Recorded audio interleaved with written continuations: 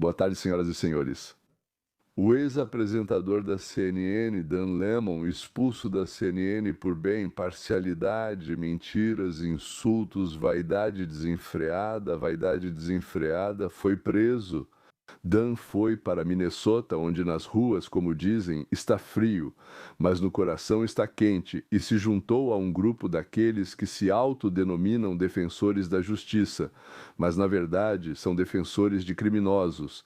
Fazer tumulto, inclusive dentro de uma igreja, os policiais, é a Polícia Federal, o Departamento de Imigração, ou seja, é uma divisão da nossa Polícia Federal, eles procuram e prendem elementos criminosos, aqueles que vieram do exterior, ou seja, ilegalmente, ilegalmente, estão no território dos Estados Unidos da América, mas são cidadãos de outros países, então eles os prendem.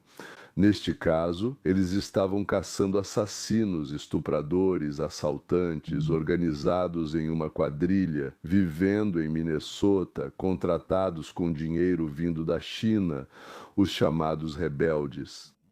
Basicamente são lésbicas, transgêneros, donas de casa sexualmente insatisfeitas, além de uma quantidade incontável de jovens deprimidos, eles vão para as ruas da cidade congelada e perfeita. Ou seja, eles recebem informações pela internet, os organizadores da resistência dizem para onde eles devem ir, e então eles descobrem onde está essa polícia ligada à imigração. Aí correm para lá e atacam a polícia. Garrafa congelada é lançada com força para acertar a cabeça. Sim, uma garrafa congelada na cabeça, pedras, pedaços de gelo.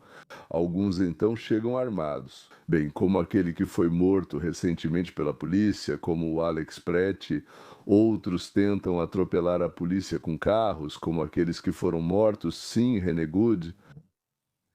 Alguns atropelam, há policiais, eles os alcançam, alguns cospem no rosto deles, outros. Todas essas ações são gravadas em seus smartphones e enviadas para um centro, onde isso é processado e repassado. Ou seja, tanto para a internet, para vários sites, quanto para a imprensa amiga, contratada pelo mesmo dinheiro. Dan Lemon, como ele diz, por acaso estava perto da igreja, fazia um frio de rachar o que ele estava fazendo lá fora, para onde também se dirigiram os manifestantes.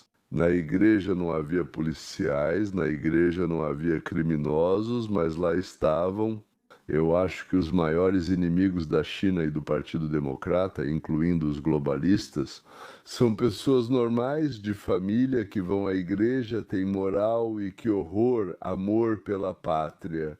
Isso é o mais assustador. Moral e amor à pátria são exatamente o que eles mais odeiam. São eles, na verdade, os verdadeiros inimigos do kit. Inimigos, ou seja, de Lemon e dos manifestantes. Assassinos. Eles defendem estupradores até mesmo com o risco da própria vida, como já descobrimos, e atacam esses aqui mesmo, que isso custe, talvez, uma curta pena de prisão. No final, uma multidão de hooligans invadiu. Mercenários, hooligans contratados, sim, invadiram. Na igreja de São Paulo, em Minneapolis, durante o culto, a multidão gritava, uivava, assobiava, corria pela igreja, empurrava os fiéis e não deixava o pastor falar. No meio de toda essa confusão, Lemon, com a câmera, microfone e iluminador, contava como o povo se levantou contra o tirano Trump.